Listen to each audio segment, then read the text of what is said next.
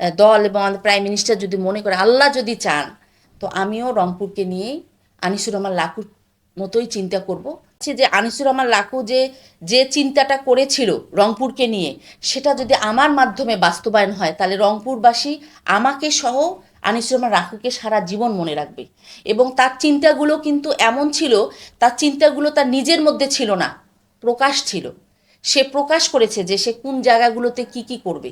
তো এই কাজগুলো যদি আমি আমার মাধ্যমে যদি সরকার আমার মাধ্যমে যদি সেটা বাস্তবায়িত হয়, তাহলে তার আত্মাও শান্তি পাবে এবং রংপুরবাসীও একটা, আমার মনে হয় যে এখন পর্যন্ত যারা আমাদেরকে মানে সব সময় আমি মানে সবাই যেভাবে এখনো মনে রাখছে আনিসুর রহমান লাকুকে, তো সেটা হয়তো যদি কাজগুলো আরও বেশি হয়, তাহলে সবাই আরও বেশি মনে রাখবে যে তার স্বপ্নগুলো পূরণ হচ্ছে একটার পর একটা। তো তা আমাদের এখানে যারা নেতারা আছেন, যারা ইয়েতে ছিলেন, তাদের তারা অনেক, তাদের ইচ্ছা করলেও কিন্তু সংসদে গিয়ে যেটা করা করা যায়, সেটা কিন্তু অন্য জায়গায় থেকে সেটা করা সম্ভব নয়।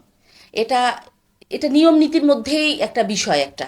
এটা আমরা যতই মুখে বলি না কেন যে আমরা এটা করব সেটা করব, কিন্তু আসলে এটা একটা সব কিছু একটা প্রসেসের ব্যাপার। তো সংসদে তারা যেতে পারেনি, এটা আমাদের সবার জন্য ভীষণ দুঃখজনক। তো আমি চাচ্ছি যে আমরা যদি রংপুরকে উন্নয়ন করতে চাই, তাহলে অবশ্যই আমাদের রংপুরের একজন এখন প্রতিনিধি লাগবে, এবং সেটা আর কোনো অপশন নেই, একটাই হচ্ছে অপশন, সংরক্ষিত মহিলা আসন। তো এই সংরক্ষিত মহিলা আসন যদি দল মনে করে যে যেহেতু আনিসুর রহমান লাকু সারা জীবন শুধু রংপুরকে নিয়েই চিন্তা করেছে, সে তার মাথায় মানে এটা আমি কিভাবে বললে আসলে বলাটা সঠিক হবে, সে কখনো পরিবারকে নিয়ে ভাবিনি।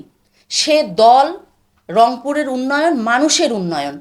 তো আমি এটা একদম কাছ থেকে দেখেছি।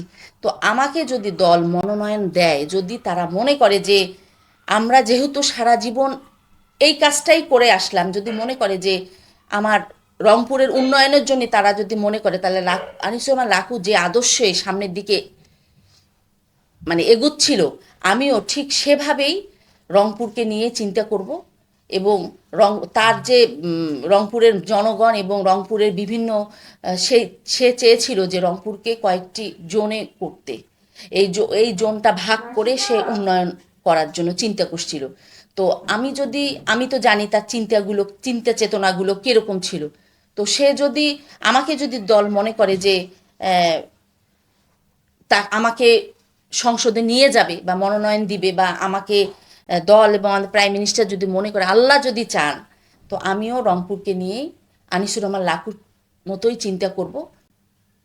এটা আমার প্রত্যাশা আর কি।